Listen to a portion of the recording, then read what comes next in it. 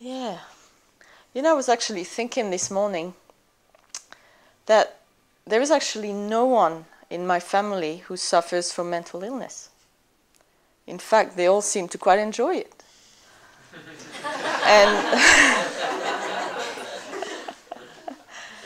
and that made me think about how much we enjoy our mental illness, so to speak, or our dysfunction and our ego.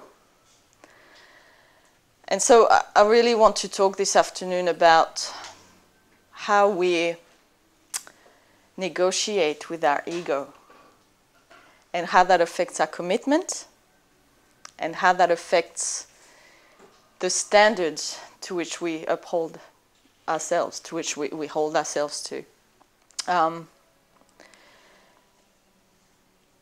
Really, traveling the spiritual path is a progressive process. When you first start, there's an awakening that happens, there's a quickening in the heart, there's a quickening of the spirit within, and something new opens up, and you start to search for something more than what you've had before. There's a new window opening onto life, onto yourself, onto the universe.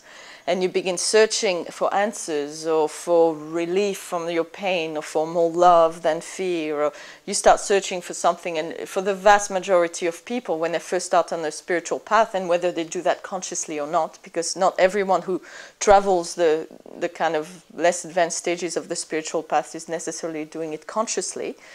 But there's always a sense of searching for something. And a lot of the time it's about yourself. You're looking for a sense of meaning, or I'm looking for something more, or I'm looking for an answer to my questions, or I'm looking for love, or I'm looking for enlightenment.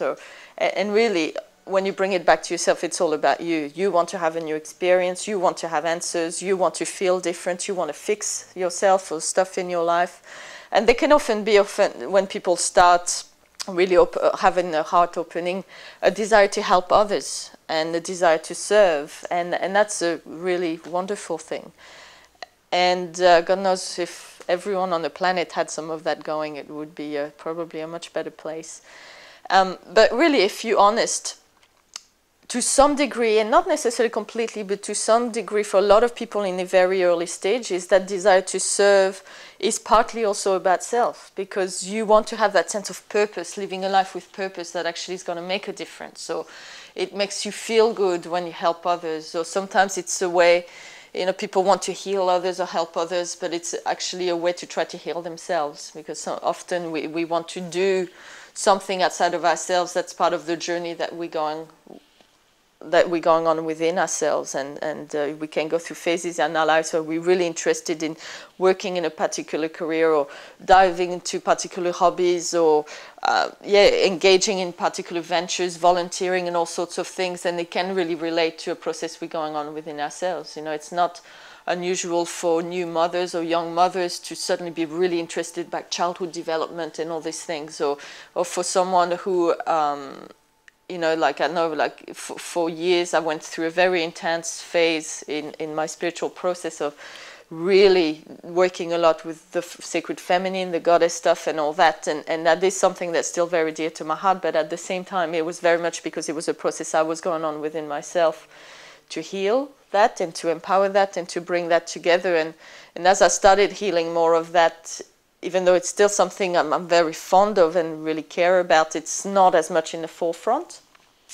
And so you see a certain amount of that in people on a spiritual path, where they're searching for something for themselves. And to some degree, that's the natural, healthy way for most people to do it, because in order to fit yourself for mastery and for service, you need to sort yourself out to some degree. You need to resolve your issues. You need to heal.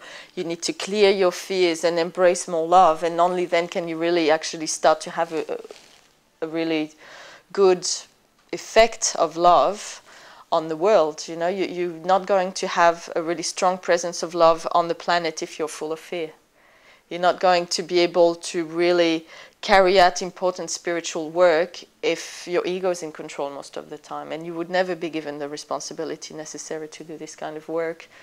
So to have that something within that yearns for answers, that yearns for fulfillment, for purpose, for meaning, for love, for healing, for wholeness, is really what happens when you first begin that experience of awakening and traveling the spiritual path. And when for so long, years, decades, sometimes lifetime, you have chosen fear over love, and you have snuffed out or crushed to some degree, sometimes even broken the spirit within, because spirit thrives on love, the negative ego thrives on fear. So when you choose a lot of fear, it starves the spirit within, and it feeds the negative ego. And when you've done that for a really long time, and then you have that awakening, and the heart activates, and the spirit comes back to life, you need to feed that. You need to feed that seed. You need to put a lot of energy into choosing love and actually nourishing the spirit within, and actually starting to starve the negative ego, so to speak. And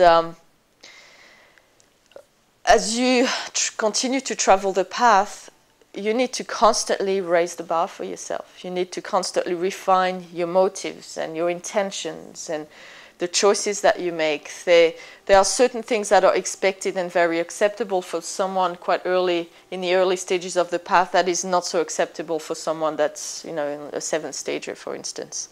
It's just like there are certain behaviors that are acceptable for a 3-year-old kid, not so much for a 20-year-old. Yeah, and it's that kind of same kind of system. So the more you grow, the more you need to really keep yourself accountable to be at the level that you're really at. And that's not something that you monkey mind thinks about. It's something that you know in your heart, because in your heart you'll get a sense of what's the best that you can be. You know, there's lots of experiences where we have a sense of what the highest choice is, or we have an inspiration, but we either just shut it down before we have time to really get a sense of it, or we ignore it, or we know that's not the right thing to do, but we choose it anyway. And there's lots of situations where we do less than our highest good, and less than our highest possible potential, less than our best. We don't give 100%. And what tends to happen is that because the process of heart mastery, heart activation, enlightenment is something that is going to be very uncomfortable to the control of the negative ego. Remember, we're reawakening the human spirit and actually nourishing the human spirit, which means starving the negative ego. So we're putting all our energy into choosing love and not choosing fear. And that's really very painful for the negative ego. And for so long we have been identified with being an ego. That's who we've thought ourselves to be, and that's how we function and how we've coped and how we've gone through life day after day after day. And suddenly we're actually starving that to allow this energy from within, which is so much vaster and which the little self doesn't have control over in the same way that you did with your negative ego. We have to allow that to kind of take over us and take over our lives and guide us. And it's very challenging because it will constantly stretch us past our limits and past our self-imposed limitation. It would constantly threaten our past choices of fear.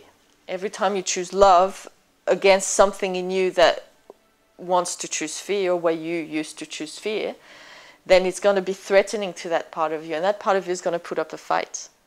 And that's where that conflict that we experience so often, where, yes, I want love, but oh, I'm so scared, or, you know, I feel like I have to step up, but I don't really feel worthy, or there's that constant inner conflict. That's the conflict between the control of the negative ego and the human spirit trying to assert its sovereignty and its authority.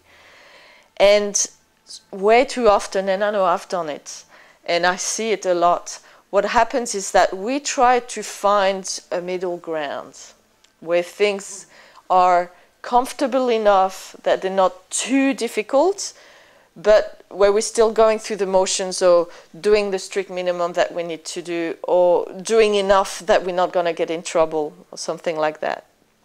And we negotiate with our ego. Oh, you know, oh, come on, I'm going to, you know, go and do my CD now. I know we really want to go out with our friends, but I really feel in my heart that I need to go and sit by myself and do a CD or meditate.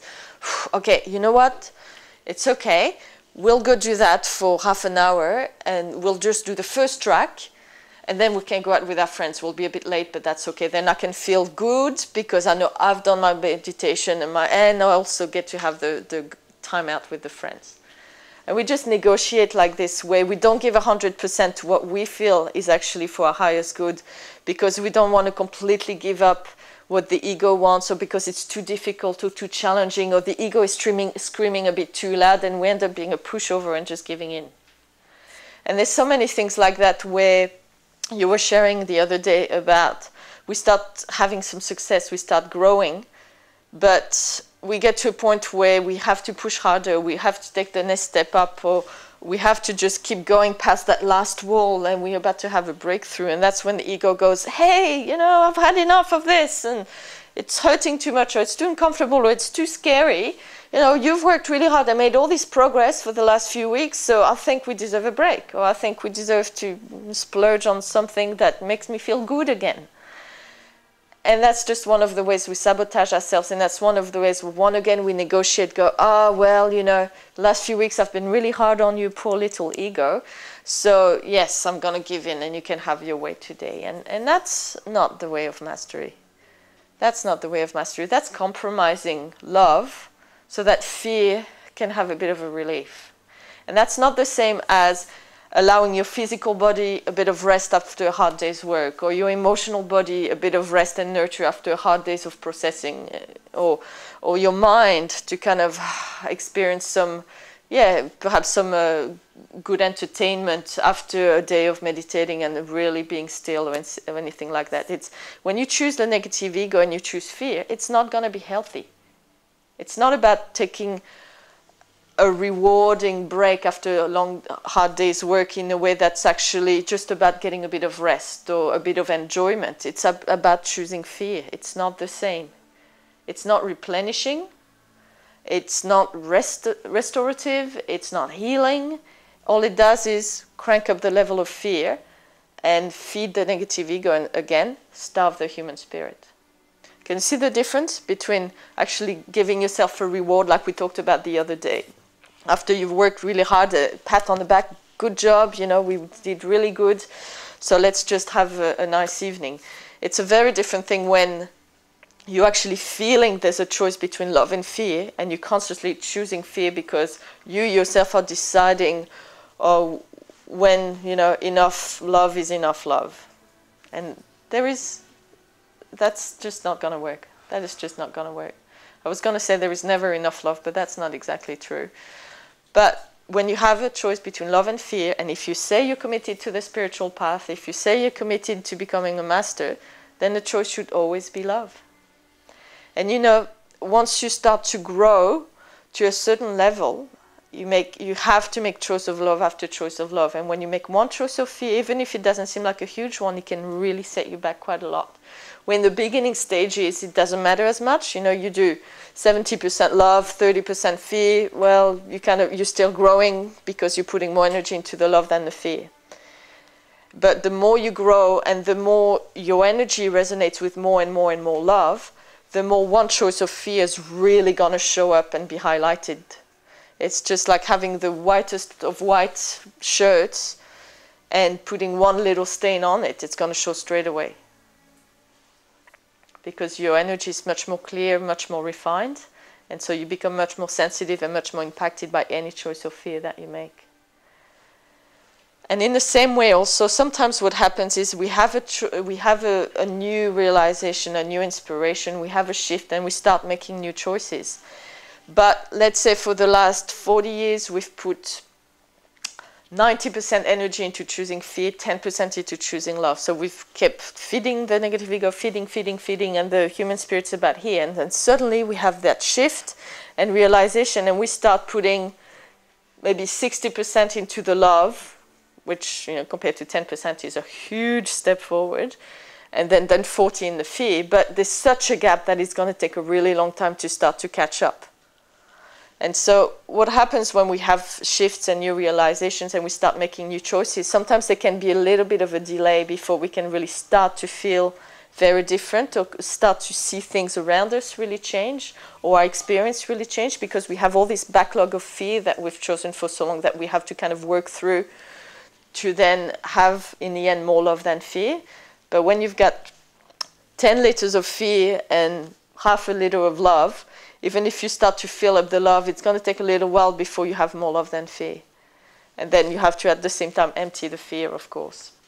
And sometimes what we do is try to stack up love on top of the fear, where you have the realization of how you need to do it. Let's say we take the example of some of what we did yesterday with the self-esteem. Oh yeah, I need to have more optimism and courage, for instance. Okay, so I'm going to practice having more optimism and courage, and you start to bring in those energy and practice it and strengthen that within yourself, and you're feeding that within yourself, and it's growing stronger. But you're actually not really allowing yourself to acknowledge and feel and clear the layers of pessimisms and fear and cowardice that you have underneath that. And so that's how we end up with these shaky foundations of self-esteem with all this love and light stuff on top of it.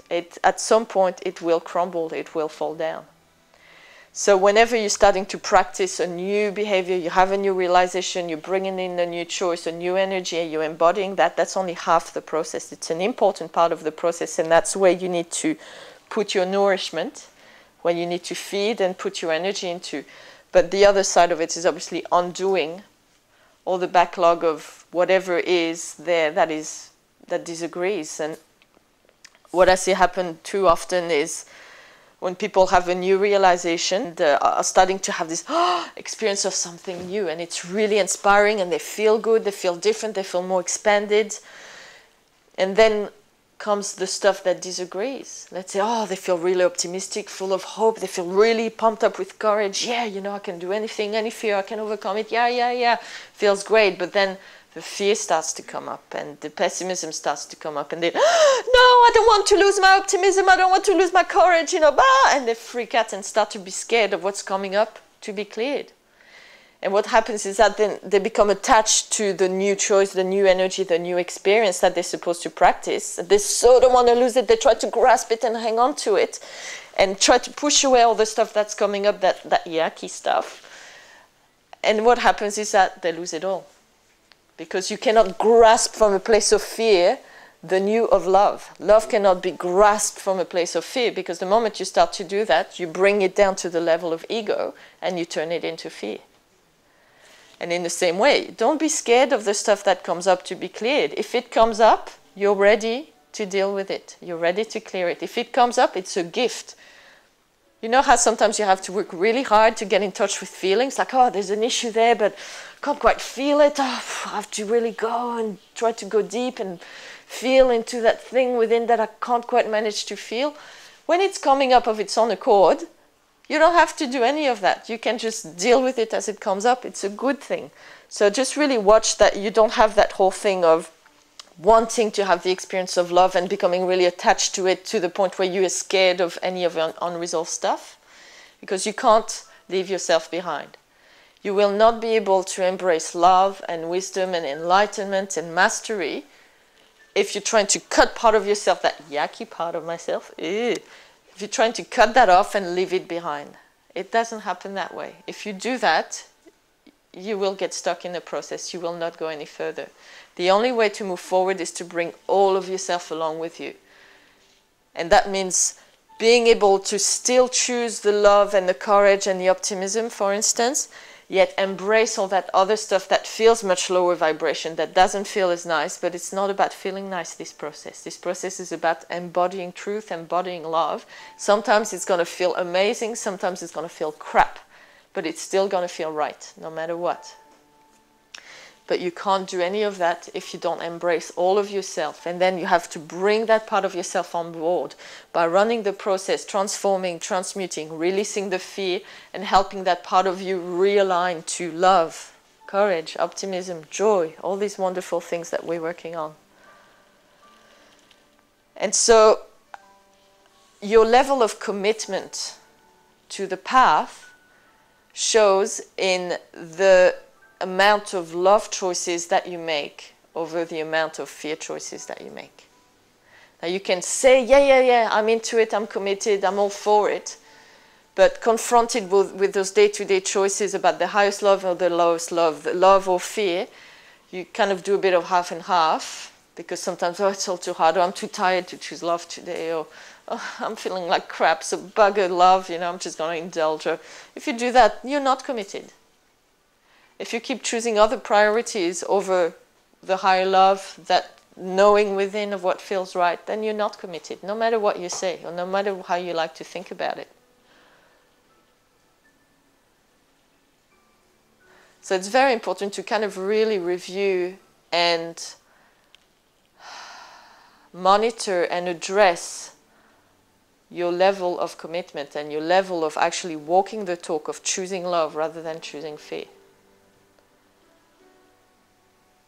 And really noticing how much you negotiate and compromise with your negative ego. Make excuses for yourself. Oh, well, you know, yeah, but I'm really depressed today, so that's why I can't.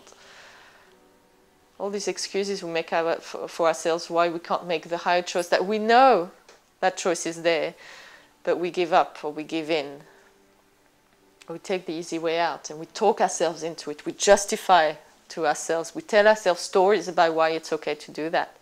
Because we don't want to feel horrible, because we know, and we've all had that sinking feeling, when you had a higher choice at your disposal, you could travel the higher path, but for whatever reason you traveled the lower path. It doesn't feel very nice, does it? There's something in you that's like, that flame of the human spirit within just wanes a little when you do that. So we don't want to feel that, so we go into avoidance and denial and we start justifying, telling ourselves why it actually makes sense for us to choose that lower choice. The thing is, once you have chosen the lower choice, you have demonstrated that in that particular moment, in this particular area of competency or of your life, you were not able to make the higher choice for whatever reason, because you didn't choose to, obviously, but also maybe because you still had too much laziness or avoidance and denial or fear going on. So the moment you have made that choice, it does become the perfect choice for you. Because you have demonstrated that you were not at a point or at a level where you were able or willing to choose the higher choice. And sometimes it is being able to. Sometimes you have so much stuff going on, or sometimes we don't know any better. Sometimes it's a willingness issue. We're just not willing to choose the higher choice. We're completely capable of it, but we're not willing to do it. Maybe because our commitment is not strong enough, or we're still very invested in the old of fear. And so once we've chosen that, basically the universe goes, well, obviously they were either not willing and able, or both, to choose the higher choice. So that's when they have to go through a whole cycle of learning to hopefully come to a place next time where they will be able to make the higher choice. And in that whole time, the longer you spend denying that you chose fear over love, consciously or unconsciously, justifying to yourself, telling yourself stories why it was okay to do that, and so you can let yourself off the hook, the more it will take you longer to get that lesson. But now, I'm not talking about judging yourself and beating yourself up and being really hard on yourself. That's not what I'm talking about. The inner coach has to be the one that leads this process. There is no place for the inner critic in that. If you choose to run the inner critic over the inner coach, you are committed to fear rather than love in that moment. And I know it's very sobering, because we know how much we still have running of the inner critic, or these moments where we just don't feel very courageous and we choose the easy way out, or we let ourselves go into avoidance and denial, get distracted, all of that.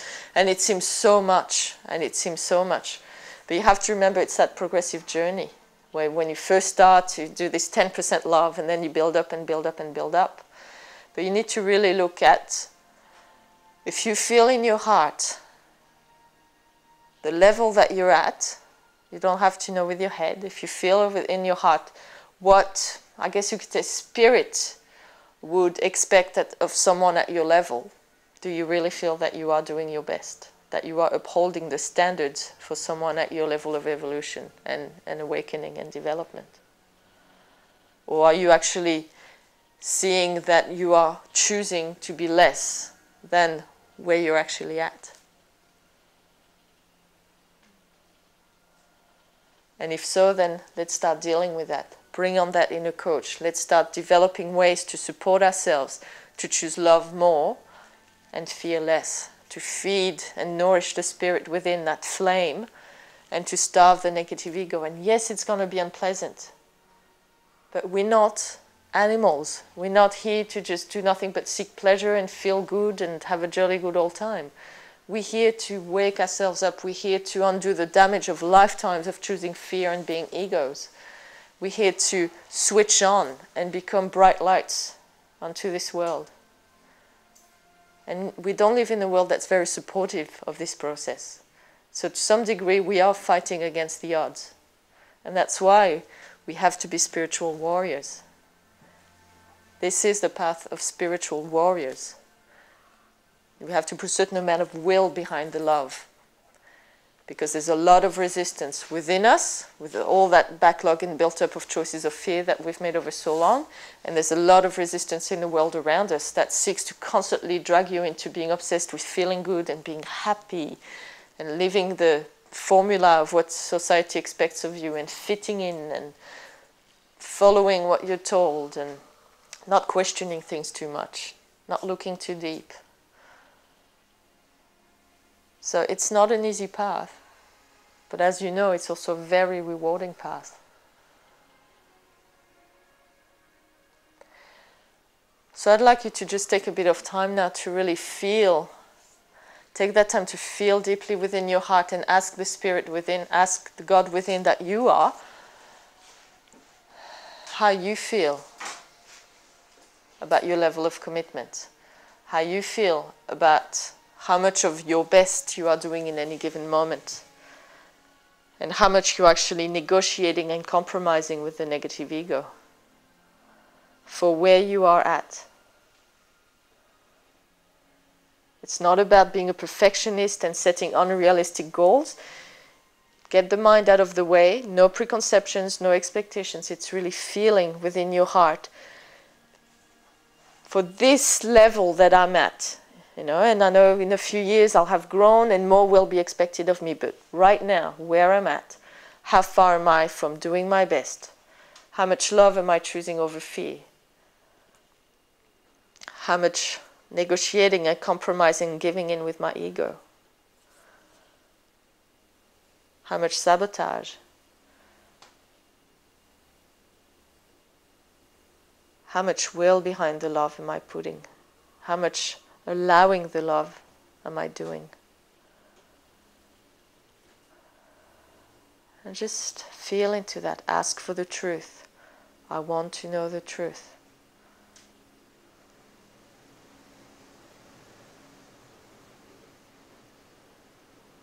Anything that comes up, any judgment, any wanting to beat yourself up, or use that to make it mean, oh, I'm not worthy, or I can't do it. Any of that low self-esteem stuff that may come up as a result of facing the truth of this, just process it, let it go. Remember, it's just a feeling. None of it is the truth. We're here to learn and get better at what we're doing. That's why we're here. And that's what we're doing right now. Sometimes we need to stop and take stock so we can then implement strategies to do better, to get better. We learn from it. Choose love every moment, including right now. If you have judgment of yourself coming up, choose love. Let the judgment go. Bring in that inner coach.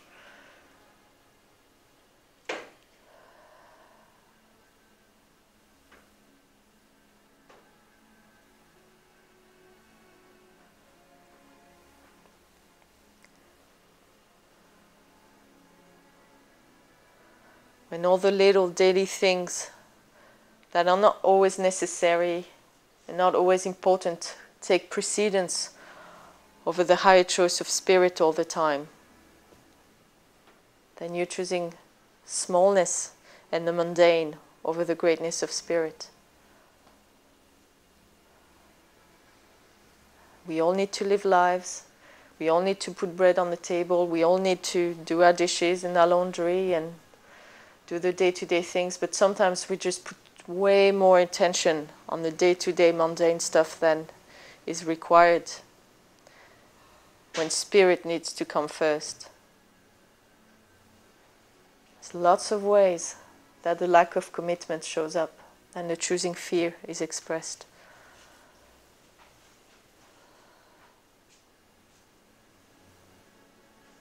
And all of you are capable of choosing more love than you have been. All of you can do it.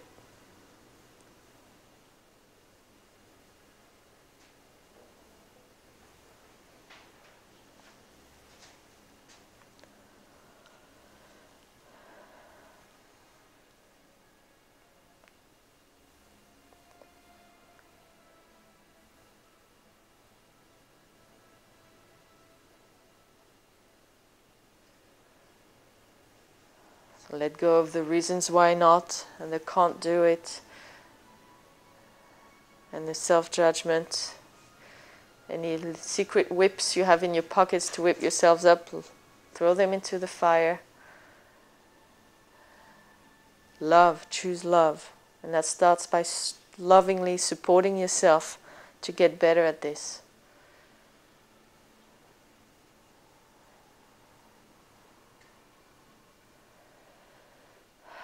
Sometimes it means letting go more rather than hanging on. Sometimes it means doing more rather than doing less, pushing through rather than relaxing. Sometimes it means relaxing rather than pushing through. Love can be all sorts of things, and we've talked about that.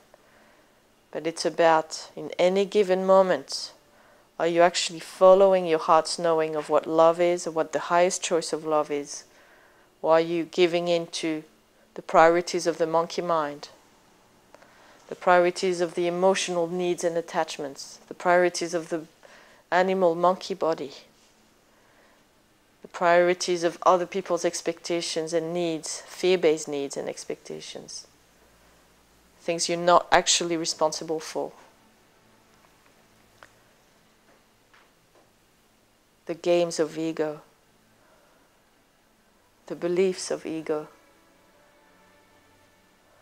In any moment, we have a choice between love and fear. Sometimes the highest love and the lower love. Every single moment of every single day, including right now.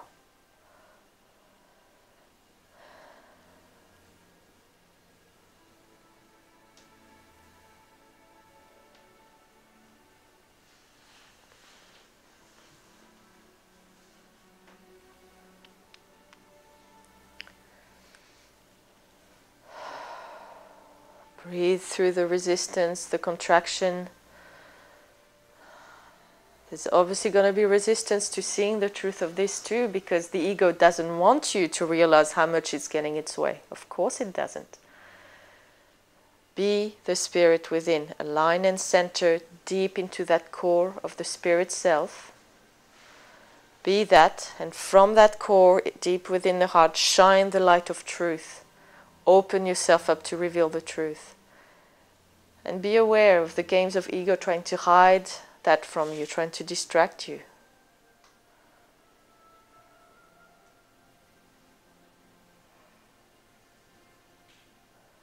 And stop it. You're the boss. You are the boss of this thing that you're embodying.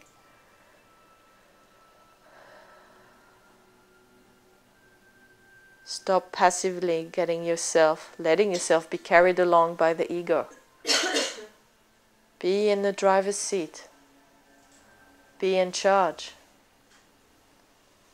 Do it with love, do it with hope, but do it firmly.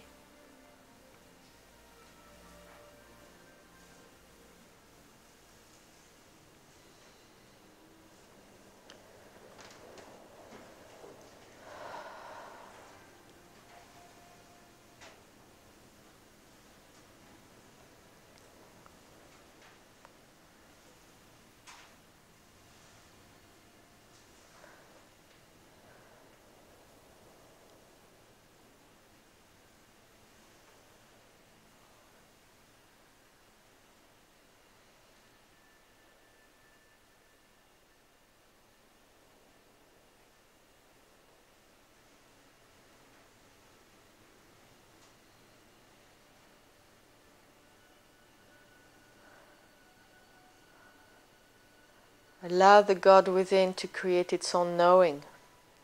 How would it feel, look, be, sound, to be the best that you could be at this particular level of evolution and initiation? How would it actually look and feel and be and sound? Start to get a sense of that. Someone at your level.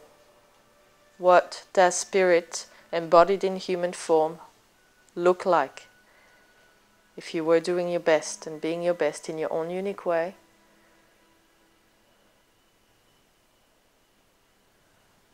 So that needs to be your new benchmark. And that grows as you grow. It continues to grow, constantly raising the bar. But for right here, right now, how does it feel? How does it look? How is it?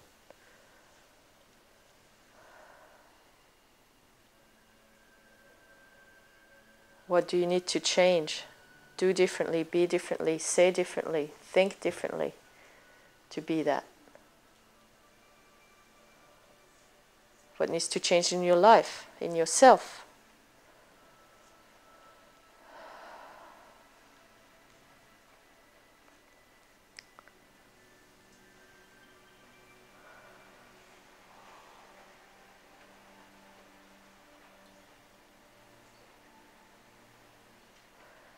Keep letting go of anything that comes up that resists. That's about anything less than the highest, clearest, brightest. Everything you feel, just process it, let it go. Whether it feels good or bad, keep allowing life to flow through you and be transformed into the highest love. Take life in, turn it into love.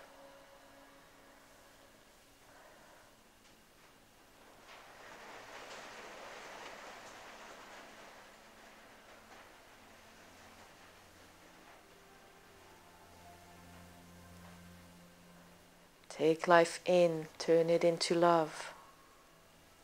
This is the ideal that I seek to embody. And that's a living thing. It grows and evolves as I grow and evolve. Choosing love no matter what. The highest love that you can perceive or feel in any given moment needs to be what you choose. Committed. The negative ego is not a real person. It's a bunch of fear-based programs. You do not negotiate with it. You do not let it be in charge or make decisions for you.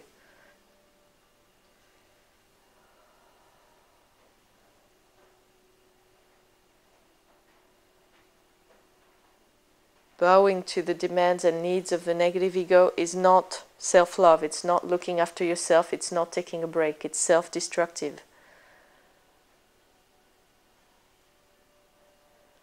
Choose love, no matter what.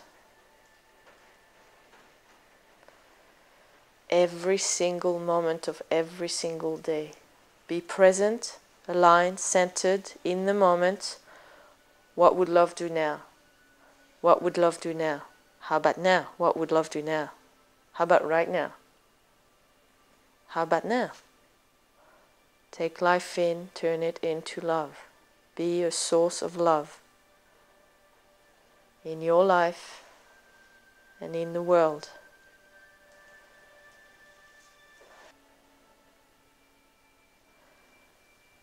This is how we also remove self-imposed limitations, these ceilings we place on ourselves. Out of fear, out of selfishness, out of laziness. It's all ego.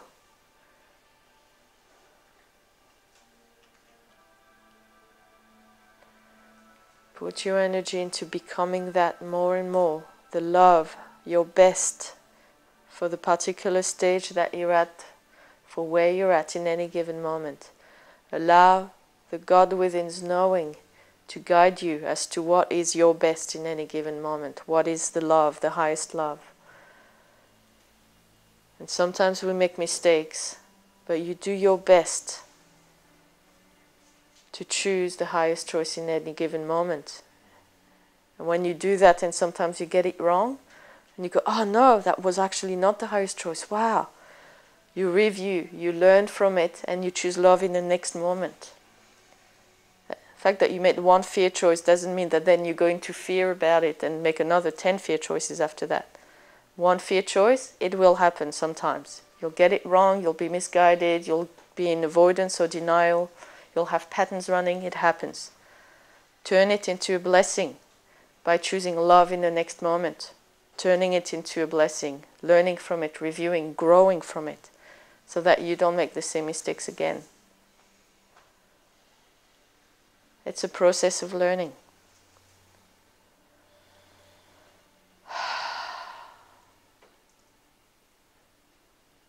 Raise the bar. Stop playing small. Stop pretending to be an ego. Be love. Choose love. Turn everything into love.